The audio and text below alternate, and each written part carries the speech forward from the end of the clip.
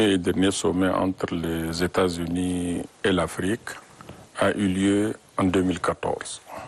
C'est pour dire tout un temps a passé avant que les Américains n'essaient d'organiser ce deuxième sommet entre eux et l'Afrique.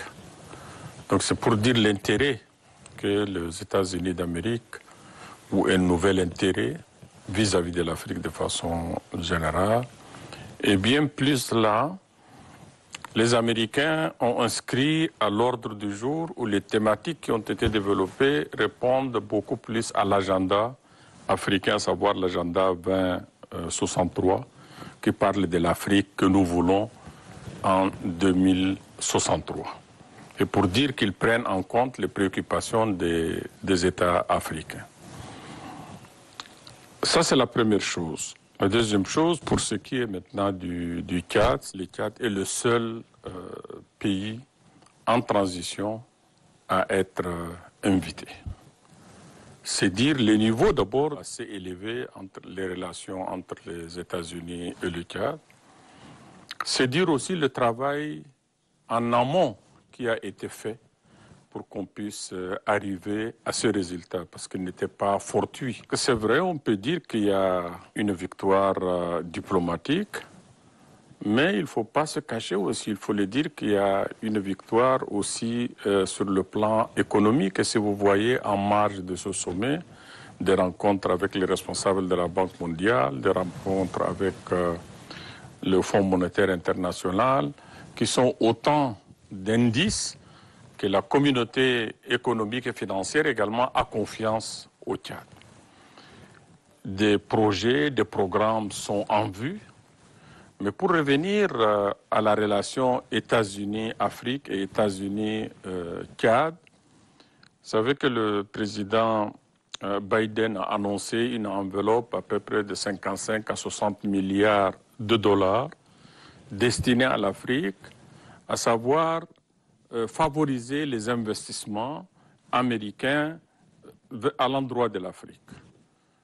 Et donc, ceci nous lance un défi. Certes, c'est une opportunité, mais c'est aussi un défi à savoir comment faire pour créer un climat d'affaires attrayant pour pouvoir attirer les investisseurs américains qui maintenant, non pas seulement ont le fait vert de leur pays, mais ont leur pays à dégager des fonds pour les accompagner contre les risques, pour les accompagner également à ce qu'ils puissent investir dans ce pays. Ceci donc nous impose, nous pays africains, notamment le Tchad, d'être à la hauteur de cette opportunité, commencer à faire un certain nombre de réformes pour saisir ces opportunités. Mais également sur le plan politique. On a eu confiance en nous, à commencer d'abord par l'Union africaine, qui a estimé que la situation au Tchad est différente des autres situations.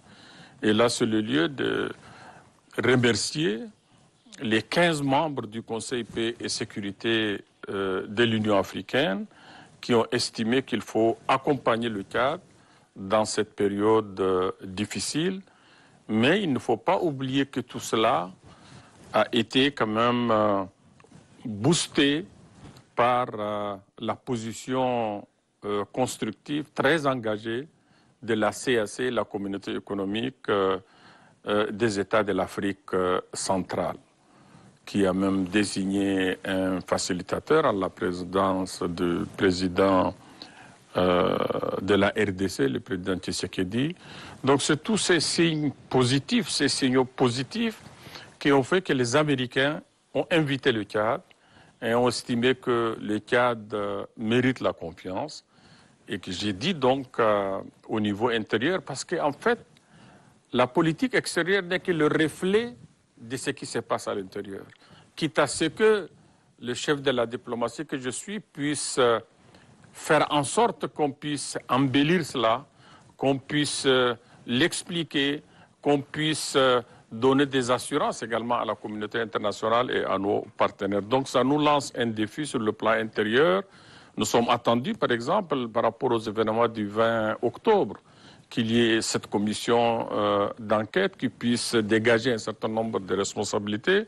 Nous sommes attendus également, comme je l'ai dit, sur un certain nombre de réformes qui feront que le Tchad, avec cette embellie puisse être durable. Il faut qu'elle soit accompagnée par un certain nombre de mesures et je crois que le gouvernement de la transition, avec les recommandations et les conclusions du dialogue national inclusif, est sur la bonne voie et nous devrons vraiment continuer, ne pas du tout considérer que c'est un chèque en blanc, mais que plutôt ça nous impose du travail sur le plan intérieur.